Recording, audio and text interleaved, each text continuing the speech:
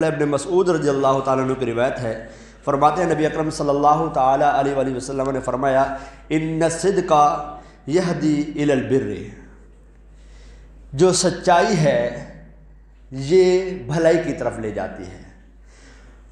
پھر فرمایا وَإِنَّ الْبِرَّ یہدی الی الجنہ، اور جو نیکی ہے یہ جنت کی طرف لے جاتی ہے۔ پھر مزید فرمایا وَإِنَّ الرَّجُلَ لَيَصْدُقُ، بے شک بندہ سچ بولتا رہتا ہے۔ پھر کیا ہوتا ہے حَتَّى يُكْتَبُ عِنْدَ اللَّهِ صِدِّيقًا، یہاں تک کہ وہ اللہ کے حضور صدیق لکھ دیا جاتا ہے۔ مزید فرمایا کہ وَإِنَّ الْكِذْبَ، اور بے شک جھوٹ یہدی الی الفجور، یہ گناہ کی طرف لے جاتا ہے۔ وَإِنَّ الْفُجُورَ یہدی الی النار، اور جو جھوٹ ہے یہ جہنم کی طرف لے جاتا ہے۔ پھر فرمایا وَإِنَّ الرَّجُلَ لَيَكْذِبُ، بے شک مرد جو ہے، بندہ جو ہے، چاہے وہ عورت ہو یا مرد ہو، یہ جھوٹ بولتا ہے، یہاں تک کہ حَتَّى يُكْتَبُ عِنْدَ اللَّهِ كَذَّابًا، یہاں تک کہ اللہ کے ہاں جھوٹا لکھ دیا جاتا ہے۔ پھر یہ حدیث مبارکہ بیان کی سرکار صلی اللہ تعالیٰ علیہ وآلہ وسلم نے ہمارے معاشرے کے اندر جتنی خرابیاں ہیں ان خرابیوں میں ایک خرابی جھوٹ بولنا ہے۔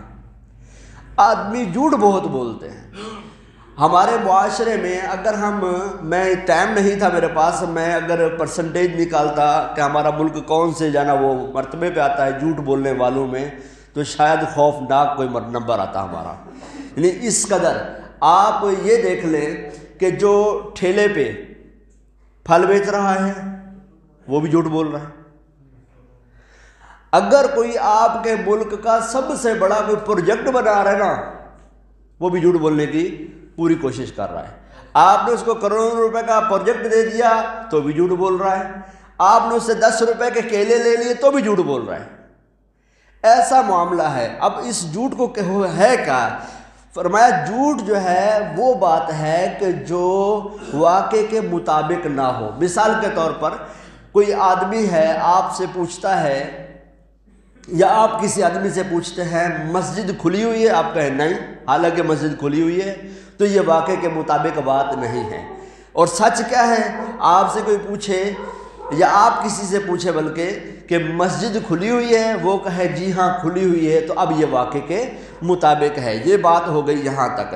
سید عالم صلی اللہ تعالیٰ علیہ وآلہ وسلم نے یہ حدیث مبارکہ بیان فرمائی، تو اس بارے میں علامہ ابن بطالی فرماتے ہیں کہ اللہ تبارک و تعالیٰ کے اس فرمان کے مطابق یہ حدیث ہے، یعنی یہ جو سچ ہے، فرمایا کہ ان الصدق یہدی الی البر، یہ جو سچ ہے یہ نیکی کی طرف لے جاتا ہے۔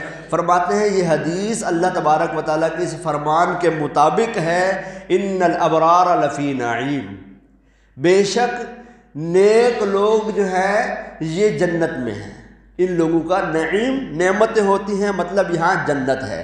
اور پھر مزید فرمایا وَإِنَّ الْفُجَّارَ لَفِي جَحِيمٍ، اور بے شک گناہگار جو ہیں یہ جہنم میں ہیں۔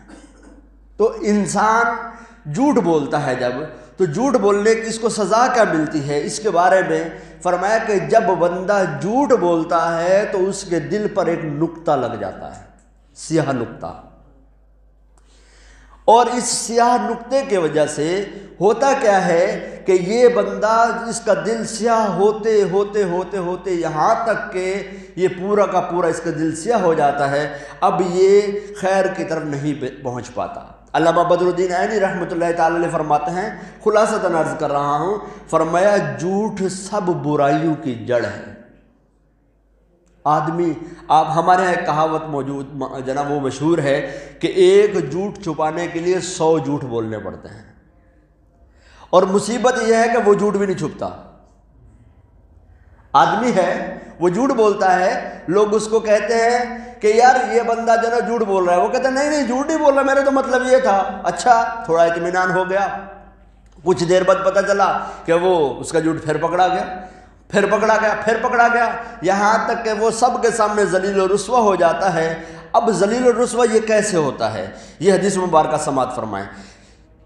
یہ جو بندہ ذلیل و رسوا ہوتا ہے۔ امام مالک رحمۃ اللہ تعالی علیہ فرماتے ہیں کہ حضرت سیدنا عبداللہ ابن مسعود رضی اللہ تعالیٰ عنہ فرماتے ہیں کہ بندہ جب جھوٹ بولتا ہے اور جھوٹ بولنے کا ارادہ کرتا ہے تو اس کے دل پر سیاہ نقطہ ہو جاتا ہے اور اس کا دل سیاہ ہو جاتا ہے اور اللہ عز و جل کے ہاں یہ جھوٹا لکھ دیا جاتا ہے۔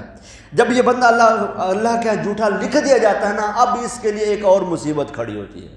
وہ کیا ہے؟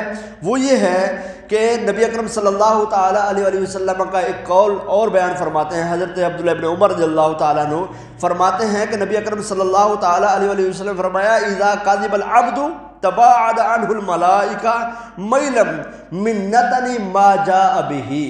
جب بندہ جھوٹ بولتا ہے تو فرشتے اس سے میلوں دور چلے جاتے ہیں، اس وجہ سے دور چلے جاتے ہیں کہ اس سے جو بدبو آ رہی ہوتی ہے نا، اس بدبو سے بچ رہے ہوتے ہیں۔ جب یہ ایسا ہو جاتا ہے، یعنی اس کا جھوٹ اس قدر ہو گیا کہ لوگ فرشتے اس سے بدبو، اس کی بدبو کی وجہ سے دور ہو گئے اس سے، تو اب یہ ہوتا کیا ہے؟ اب یہ انتہائی ناپسندیدہ آدمی ہوتا ہے۔ اللہ کے ہاں جھوٹا ہے، اللہ جھوٹے کو پسند نہیں فرماتا۔ فرشتوں کے ہاں بھی یہ گندا ہو گیا کہ فرشتے سے دور ہو گئے، اس کی بدبو سے کی وجہ سے دور ہو گئے۔ اب اس کی نقصان اس کو کیا پہنچنے والا ہے؟ نقصان اس کو یہ پہنچنے والا ہے کہ یہ شخص فرشتوں کے ہاں جب برا ہو جاتا ہے نا، تو پھر اللہ تبارک و تعالیٰ لوگوں کے دلوں میں اس کی نفرت ڈال دیتا ہے۔ آپ دیکھیں گے نا، جھوٹا آدمی ہے، جھوٹ بولتا ہے، جھوٹ بولتا ہے، جھوٹ بولتا ہے، جھوٹ بولتا ہے، آپ کہتے ہیں یار اس سے دور ہو، اس سے بچ کر رہنا۔ یہ کیا ہے؟ ایک آدمی ہے جھوٹ بول رہا ہے، معاف کیجیے گا، آپ کہتے ہیں اس سے بچو، کیوں؟ اس کی بات پر اعتبار نہیں کرنا۔ وجہ کیا ہے؟ وجہ یہ ہے کہ یہ جھوٹا آدمی جو ہے، جھوٹا جو ہے، یہ اللہ کے ہاں بھی مکروہ ہے، اللہ کے ہاں بھی یہ مغبوط ہو گیا، یہ دھتکار دیا گیا، فرشتوں کے ہاں بھی دھتکار دیا گیا۔ اب اللہ تبارک و تعالیٰ نے فرشتوں کے ذریعے لوگوں کے دلوں میں بھی اس کی نفرت ڈال دی ہے، لوگ اس سے نفرت کرتے ہیں، گھن کھاتے ہیں، ایسے گھن کھاتے ہیں۔ اتنا تو کوئی گندے لباس والا، گندے کپڑوں والا، بدبودار جسم والا گندا نہیں لگتا جتنا دل کو کراہیت جھوٹ بولنے والے سے آتی ہے۔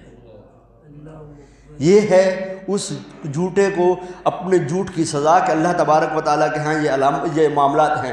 نبی اکرم صلی اللہ تعالیٰ علیہ وسلم نے فرمایا منافق کی 4 علامتیں ہیں۔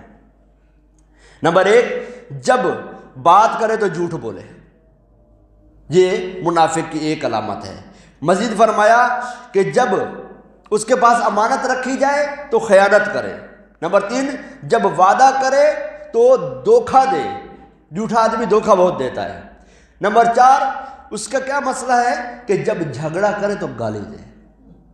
یہ منافق کی علامات میں سے ہیں۔ لیکن ہمارا کیونکہ آج منافق پر گفتگو کا سلسلہ نہیں ہے تو اس لیے ہم اس پر روزانہ وہ گفتگو صرف جھوٹے پر کر رہے ہیں۔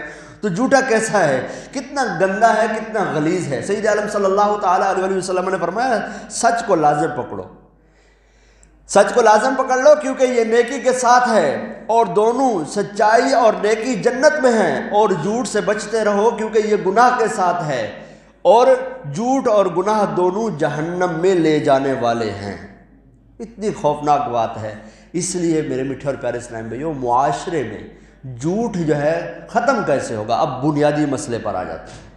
حل دینا چاہیے نا، صرف بات کرنا نہیں ہے، حل دینا چاہیے، لوگوں کو بتانا چاہیے کہ اس کا حل کیا ہے۔ سب سے پہلے ہمارے گھر میں ہمارے بچوں کے ساتھ ہمارا اپنا معاملہ ایسا ہو کہ ہم جو بات کریں وہ جھوٹ نہ ہو۔ بنیادی پودا لگانا پڑے گا سچ کا، پھر اس پر سچ کا ہی پانی ڈلے۔ پھر بچہ ہے، اس کی تربیت ایسی ہو، آپ سے غلطی ہو آپ بتائیں بیٹا مجھ سے یوں غلطی ہو گئی ہے۔ اب آپ کا بچہ آپ سے نہیں ڈرے گا، اب وہ کیا کرے گا؟ غلطی ہو گئی نا، وہ بولے گا مجھ سے غلطی ہو گئی بابا میں مانتا ہوں۔ جب پہلے وہ سچ بولنے کی عادت اس میں پڑے گی نا، وہ سچ سننا، سچ بولنا شروع کرے گا، تو وہ معاشرے کا ایسا فرد بنے گا کہ وہ نہ آپ کے سامنے جھوٹا ہوگا نہ کسی اور کے سامنے جھوٹا ہوگا۔ تو یوں گزرتے گزرتے معاشرے میں ایک فرد، دوسرا فرد، تیسرا فرد، چوتھا فرد بنتے بنتے بنتے بنتے پورا معاشرہ سچوں کا ہو جائے گا۔